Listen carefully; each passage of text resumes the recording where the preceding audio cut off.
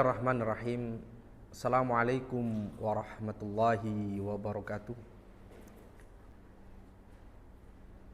Innal hamdalillah nahmaduhu wa nasta'inuhu wa nastaghfir wa na'udzu billahi min sururi anfusina wa min sayyiati a'malina may yahdihillahu fala mudhillalah wa may yudlil fala hadiyalah.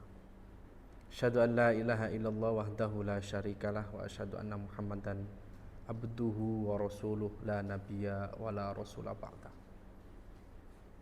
Qala Allah ta'ala fil Qur'anil Karim, ya ayyuhalladzina amanu kutiba alaikumusiyam kama kutiba alal ladzina min qablikum la'allakum tattaqun.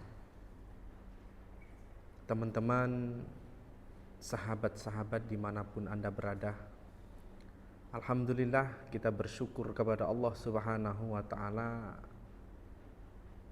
Di hari ini Allah masih memberikan kesempatan kepada kita untuk bisa melakukan aktivitas, khususnya aktivitas dalam beribadah kepada Allah Subhanahu wa ta'ala.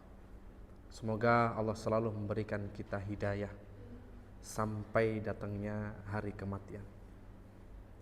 Salawat dan salam marilah kita limpahkan kepada junjungan Nabi besar kita, Nabi Muhammad sallallahu alaihi wasallam. Beliau adalah suri teladan kita, beliau adalah panutan kita. Maka kita sebagai umatnya, mari kita bersama-sama untuk selalu senantiasa mengikuti dan meniti ajaran-ajaran Nabi kita Muhammad sallallahu alaihi wasallam, sehingga nantinya kita bisa mendapatkan syafaat dari baginda Muhammad sallallahu alaihi wasallam yang tentunya dengan izin Allah Subhanahu wa taala. Teman-teman sahabat yang dimuliakan Allah Subhanahu wa taala, sebentar lagi mungkin kita akan kedatangan tamu yang agung. Tamu yang selalu senantiasa ditunggu-tunggu oleh kita sebagai seorang mukmin. Yang mana tamu ini, teman-teman, selalu senantiasa menghadirkan suatu kenyamanan, menghadirkan suatu ketenangan jiwa, bahkan bisa menghadirkan pula perubahan dalam kehidupan kita di rumah, ataupun di sekolahan, di tempat kerja, di kantor, dan di jalanan pun juga akan menjadikan suatu perubahan.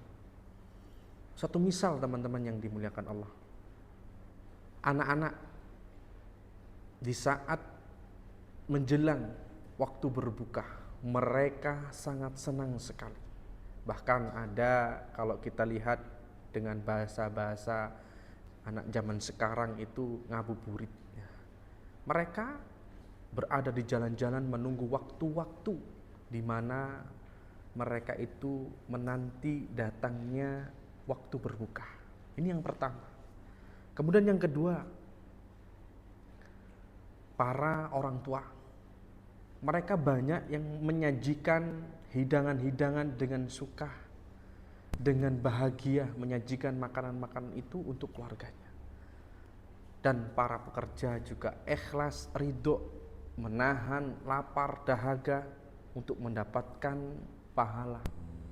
Dan kemudian juga para pelajar, mereka juga rela bersabar di dalam menahan rasa lapar dahaga untuk datangnya yang namanya berbuka. Dan bulan ini disebut dengan bulan suci Ramadan.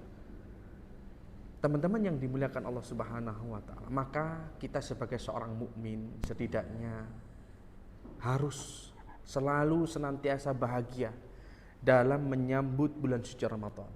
Jangan sampai kita itu hanya sekedar mampu dan bisa bahagia di saat kita menyambut datangnya tahun baru. Seharusnya kita sebagai seorang mukmin harus lebih semangat dan lebih mampu bahagia, gembira dalam menyambut bulan suci Ramadan. Kenapa? Karena di bulan suci Ramadan Allah Subhanahu wa taala turunkan rahmatnya, Allah Subhanahu wa taala turunkan maghfirahnya.